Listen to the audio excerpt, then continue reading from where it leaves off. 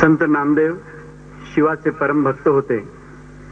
आयुष्याच्या तारुण्याच्या उंबरठ्यावरती उभे असताना शिवभक्त म्हणूनच समाज त्यांना ओळखायला लागला. औंढ्या नागनाथाच्या दर्शनाला नेमानं जात असत. एकदा असेच दर्शनाला गेले असताना त्यांना असं दिसलं की शिवाच्या पिंडीवरती पाय ठेवून एक माणूस झोपलाय. तेव्हा राग आला नामदेवांना आणि ते त्याला म्हणाले की अरे उठ, देवाच्या अंगावर पाय ठेवून काय झोपलायस. तेव्हा त्यांनी आळसाचं सोंग केलं आणि तो म्हणाला, अरे बाबा मग तूच माझा पाय उचल आणि जिथे तो देव नाहीये तिथे ठेव म्हणजे झालं. त्याबरोबर खाडकन नामदेवांचे डोळे उघडले.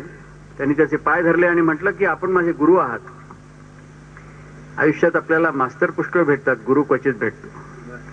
गुरु खरा तो की जो योग्य दिशा दाखवतो आपल्याला. उपनिषदात असं सांगितलेलं आहे की माणूस जन्माला येतो म्हणजे काय होतं तर कुठून तरी दुरावरनं त्याला आणलेलं असतं. त्याचे डोळे बांधलेले असतात, रानामध्ये आणून त्याला गरगरा फिरवतात आणि मग त्याला घर दिसेनासं होतं, कुठल्या दिशेला आहे ते कळेनासं होतं. मग त्याला कोणीतरी गुरु भेटावा लागतो, त्या दिशेकडे बोट करणारा, आणि तो सांगतो या दिशेनं जा, पावला पावलाला विचारत जा, गावागावामध्ये चौकशी करीत जा, म्हणजे स्वगृही पोचशील. असा गुरु भेटला आपल्याला हे नामदेवांना कळलं. ते होते विसोबा खेचर. लोक खेचर म्हणतात. खेचर ही योगामधली मुद्रा आहे, खेचरी मुद्रा. तर ती ज्यांना प्राप्त झाली ती असा तो योगी होता. मात्र विसोबा खेचर यांनी नामदेवांना जी दिशा दाखवली ती पंढरीचीच दिशा होती. म्हणून औंढ्या नागनाथाहून नामदेव निघाले पंढरपूरला यायला. तिथे त्यांचं घर होतं. पण येता येता एक चमत्कारच झाला. त्यांना काहीच त्या ठिकाणी दुसरं दिसेना. नद्या नाहीत, डोंगर नाहीत, काही दिसेना. आणि शेवटी जर जो प्रत्यय आला त्याचं वर्णन करायला पुन्हा एखादा ज्ञानेश्वरच पाहिजे. ज्ञानदेवाने लिहिलाय की एकच डोंगर, पण तो तासून जसं त्या डोंगरामधनच देऊळही करायचं, देवही त्याचाच करायचा, देवाचा परिवारही त्याचाच करायचा. कारण त्यांनी पाहिलं होतं ना, कैलास लेणं ज्ञानदेवानी पाहिलेलं होतं. त्या एकाच पाषाणामधनं जसे सगळं निर्माण होतं, अरे तशी ही सृष्टी निर्माण झाली आहे. आणि हा प्रत्यय नामदेवांना आता पंढरपूरच्या वाटेवरती असायला लागला. नाहीत डोंगर, नाहीत झाडं, नाहीत नद्या. पंढरपूरमध्ये प्रवेश केला तरी स्वतःचं घर दिसेना. आपली आई गोणाई, वडील दामा शेट्टी, बायको राजाई, मुलं नारा महादा, काही दिसेना. सगळीकडे फक्त एकच दिसायला लागलं, तीर्थ विठ्ठल, क्षेत्र विठ्ठल. विठ्ठल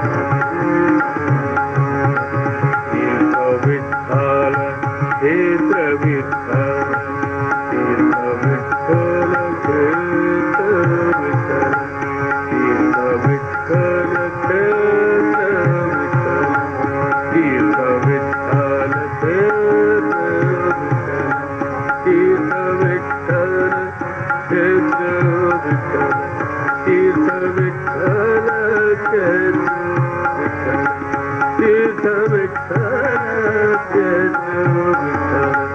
तीर्थ विठ्ठल तीर्थ विठ्ठल तीर्थ विठ्ठल तीर्थ विठ्ठल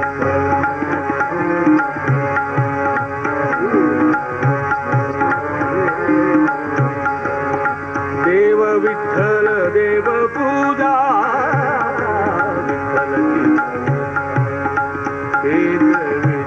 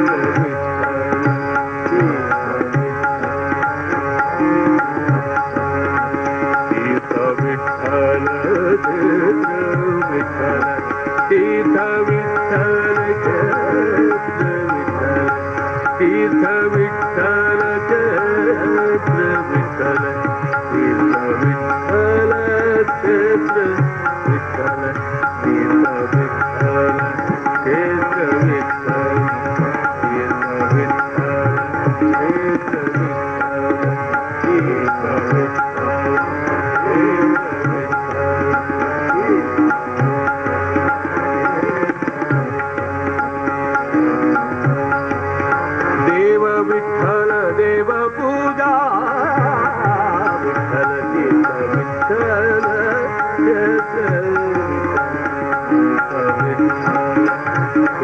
तीर्थ विठ्ठल तीर्थ विठ्ठल तीर्थ